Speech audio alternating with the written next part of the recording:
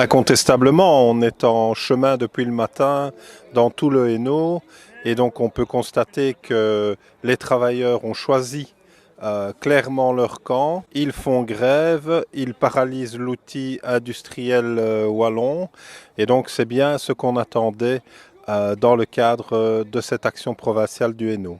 Nous, que l'accord gouvernemental est déséquilibré et antisocial. Ce que nous voulons absolument faire dans un délai très bref, c'est ramener le gouvernement à la table de négociation avec les patrons et les syndicats, pas à la table de négociation comme M. Peters le fait maintenant, c'est-à-dire venir à la guerre sans armes et sans munitions. Non, il faut qu'il puisse venir nous dire au nom du gouvernement quelles sont les choses qui peuvent être fondamentalement revues dans cet accord de gouvernement. Pour nous, il y en a beaucoup et on ne va pas se remettre à table simplement pour se remettre à table. Il faut du contenu. Aujourd'hui, il n'y en a pas.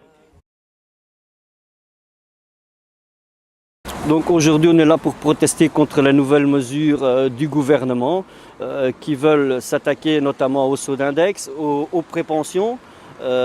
Ici, vous savez qu'on a eu donc une restructuration très dure où les gens ont déjà eu beaucoup de mal à l'accepter et maintenant on leur pond encore de nouvelles mesures en leur disant que finalement ils ne vont pas être tranquilles jusqu'à leurs 65 ans. Tout simplement parce qu'on ne peut pas tolérer ce que le gouvernement a mis en place, supprimer nos acquis sociaux, la pension, augmenter l'âge de la pension. Nous on fait de la logistique. À 67 ans, je ne me vois pas, ou ni moi ni mes collègues, lever du lourd. Tout ce que le nouveau gouvernement nous propose, je ne suis pas d'accord, et mes collègues non plus. Le blocage de l'index, aussi, le prix de la vie est vraiment exagéré. Nous, on vit comme des minables, finalement. En plus, on est dans une région ici défavorisée. Le borinage, c'est la misère du monde, pratiquement. Hein. Et les gens ne se rendent pas compte, il y a des nantis, mais ici, il y a des ouvriers, mais qui n'ont pas beaucoup d'argent pour vivre. L'allongement du temps de carrière. Nous travaillons en production, je dirais, à 3 postes. Je ne me vois pas jusque faire les 3 postes, donc matin, après-midi, nuit, jusque 62, 63, 64, jusque 67 ans. C'est surtout pour les jeunes qui suivent derrière. Les jeunes qui vont devoir travailler jusqu'à 67 ans, ça va pas être très gai pour eux, surtout dans un métier comme nous on fait dans les carrières. Les travailleurs maintiennent leur mobilisation au niveau de chaque province qui aujourd'hui est en grève générale, en prévision de la grève générale du 15 décembre.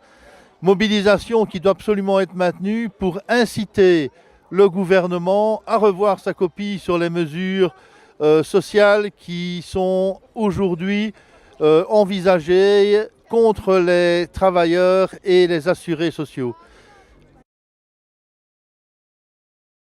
Plus que jamais par le passé, l'assainissement budgétaire au niveau de l'État se fait sur le dos des travailleurs et des allocataires sociaux. Toutes les mesures sont dirigées vers eux, disons 95% pour être totalement objectif. Mais ce qui manque évidemment, c'est le fameux shift fiscal, c'est faire passer la taxation des revenus du travail vers des revenus qui aujourd'hui sont totalement exonérés, comme les plus-values immobilières, comme les patrimoines très importants.